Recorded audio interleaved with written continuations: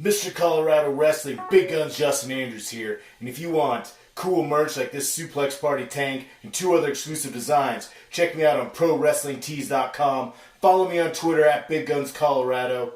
And don't forget, Brian Zane smells like cheese, and you're watching Wrestling with Regret.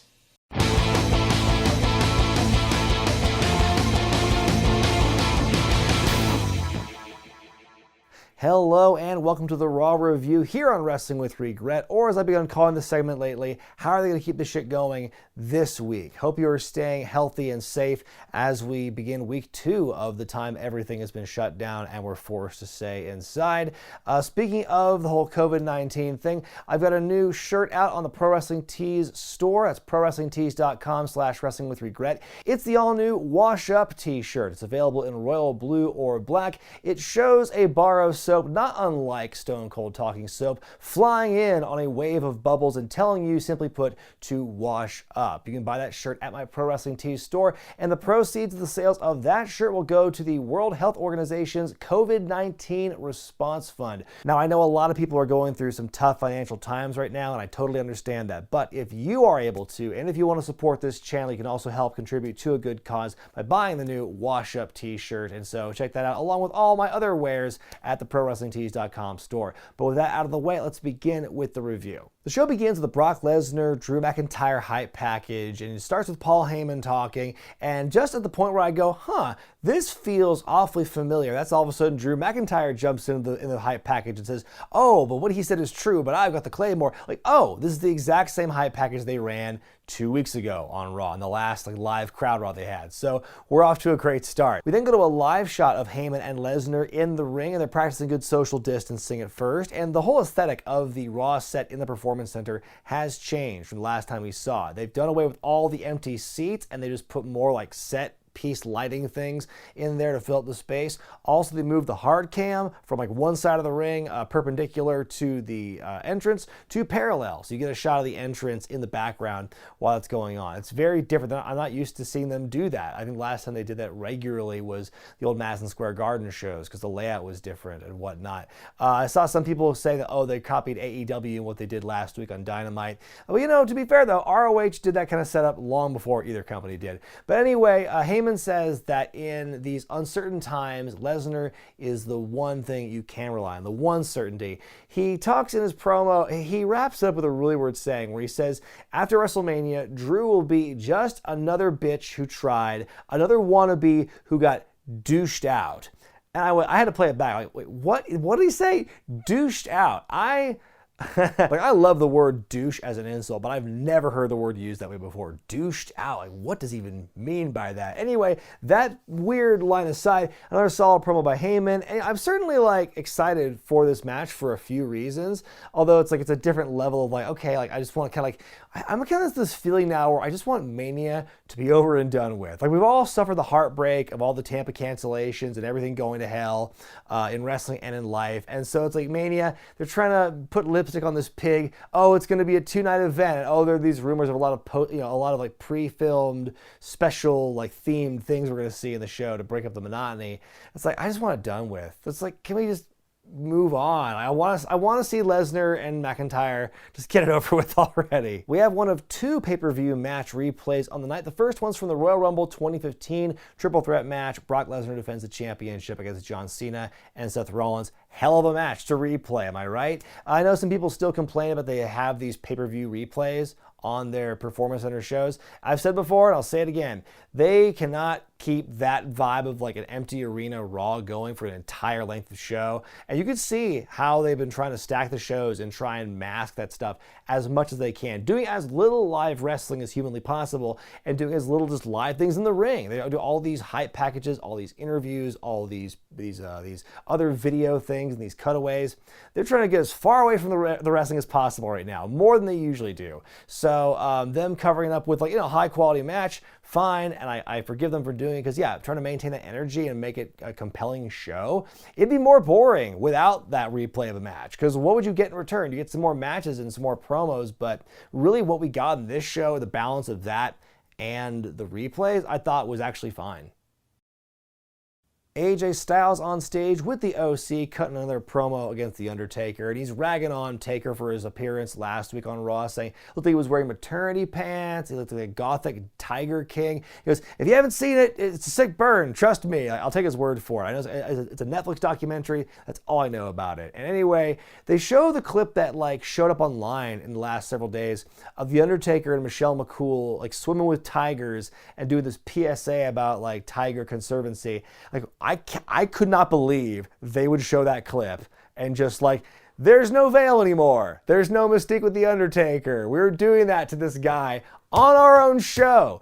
You know, online, that's international waters, and Taker can do what he wants because he's earned it. And so on the online realm, fine. But like, show that on TV, I'm like, that's too much, man. That's too far gone. AJ says he doesn't want Mark Calloway. He wants The Undertaker of old. He's going to bring back the dead man. He's challenging him to a Boneyard match. And that's where he leaves it. Doesn't say what a Boneyard match is. All I know is for the number of times that she's been name dropped in this program, that Michelle McCool better be in it. They announced some new Wrestlemania matches. The first one being for the Raw Tag titles, Street Profits versus Andrade and Angel Garza. And I'm psyched for that match because I said a few weeks ago after their tag team match with Mysterio and Carrillo, I'm like, oh, I would love to see these guys team up more, and that's what they appear to be doing. As long as they're not facing Rey Mysterio and Humberto Carrillo for the 1200th time, I'm totally fine with it. They also announced there's going to be a match with Bobby Lashley and Aleister Black.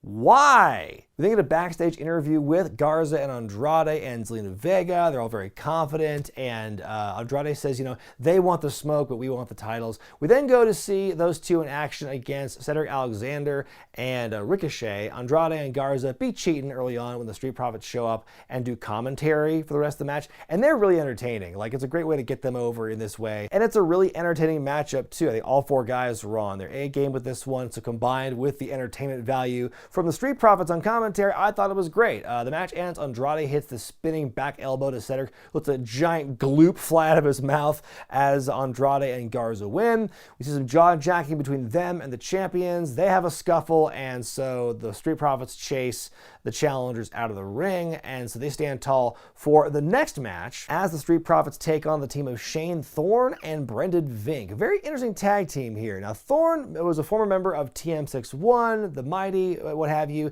Then they released Nick Miller, but not Shane Thorne, and Thorne's been not really doing much of note on NXT ever since then. A couple of TV matches here and there. Brendan Vink, I have never heard of or seen before this matchup here, and from what I could tell, like, he's okay in the ring, but he's a very, very grunty man. I will say though, if he sticks around and stays healthy, he will not have that look in 2 years' time. Just, you can put a pin in that one, we'll come back to it in 2 years. Anyway, it's a very the match is okay. It's a very interesting comeback for Montez Ford because Vink's got him like by his legs, by his ankles on the ground. He lifts him up, and then like Ford does like a backflip onto his feet and does like a kick before he tags out to Dawkins. And from there, the hot tag, it's all it's academic. Street Profits win, but that counter by Ford was pretty interesting to watch. So yeah, it was a fine match, but if we're comparing the two tag team matches back to back, the first one of the night I liked better. The show replay of a clip they had over the weekend of R-Truth rolling up Riddick Moss in the middle of his midday jog to win back the 24/7 championship. I will tell you this, if there is one part of WWE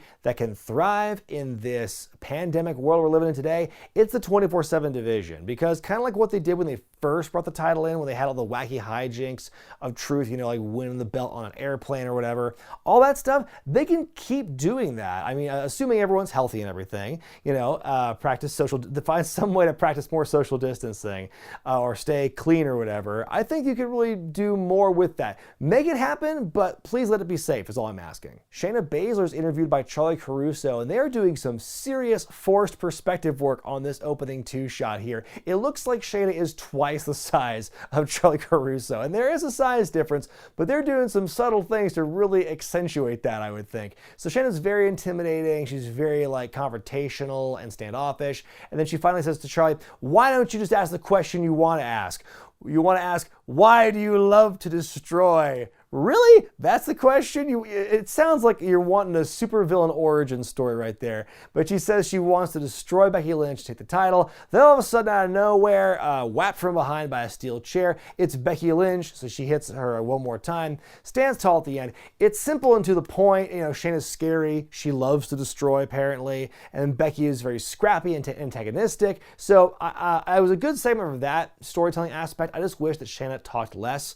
Also, why do I get the feeling that this match at Mania is going to be one of the shorter Mania matches? Speaking of short, Aleister Black takes on Leon Ruff in a squiggity squash match. He goads Leon into going for a kick while he's doing crisscross applesauce. He dodges it, hits Black Mass to win, and that's pretty much that. Now, that would have been a good place to make a social distancing reference on commentary. I'm just saying. Kevin Owens in the ring calling out Seth Rollins, who does show up and then gives a fine speech, as John Cena might say, but in all seriousness, this was a really good promo by Seth here. He talks about how the Performance Center was built on his blood and sweat, and how kids these days will never know of the sacrifices and the hardships that he and his generation went through. They're not that different in age and place in the business, I would think. Anyway, Seth basically says he could walk so Kevin Owens could fly in WWE. He compares his own WrestleMania track record to that of Kevin's and how it's failure, failure, failure, and that at WrestleMania, he is a god, is how he wraps up the promo. And I think it's the first time he's actually ever used the G word while doing a promo since he's been doing the Monday Night Messiah gimmick. So very clever way of inserting it in there. But yeah, very good speech by Rollins. Kevin was kind of like, why was he even there? It's like easy payday for him because he didn't do much in the segment. It was all about Seth. He just took a lap around the ring and made his way back, and that was pretty much that. So yeah, great work by Rollins here in the speech. From WrestleMania 34, the SmackDown Women's Championship match as Charlotte defends against Asuka. It was a good match, but the wrong person won. Then right afterward, we see Charlotte backstage being interviewed, and so she says, she's all about making history at WrestleMania. She broke Asuka's win streak. She retired the Divas Championship. She was in the first female Mania main event. And so she tells Rhea Ripley to watch some of her legacy matches. She might learn a thing or two. Boom, roasted. The show ends with a Randy Orton promo on the stage, and he basically addresses every single thing Edge says about Orton in his promo from last week. Orton talks about, yes, I was handed an opportunity to sign with the company because of my last name, but ever since then I've earned everything I've won here. He talks about, their mutual feuds with Mick Foley, about evolution, and how he says, maybe I've got more grit than Edge because I have longevity, which is very rare in this business. I'm doing some serious paraphrasing here, but this is a really, really, really good promo to close up this show. And if you watch one thing from Raw this week, I think this is it, because Orton is just so damn good with this promo here. And he says he accepts Edge's challenge for a last man standing match at WrestleMania, says he will write Edge's last chapter. As we fade to black. No notes. Loved it.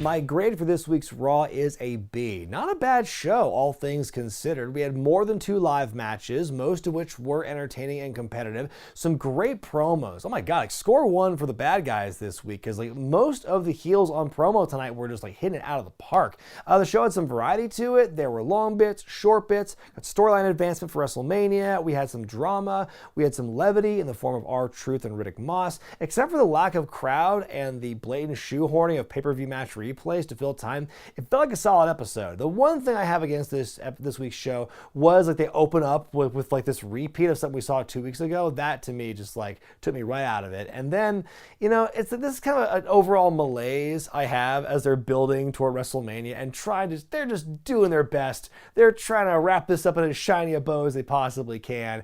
But God, it's just a weird vibe going into Mania. 2 nights. And it's all going to be pre-taped probably, according to rumors, or it's oh man, this does not feel like the granddaddy of them all, folks. LA next year cannot come soon enough. But let me know what you thought about Raw this week in the comments section below. Be sure to give a letter grade by going to the iCard in the corner of your screen. I'm Brian Zane, and I'll see you next time.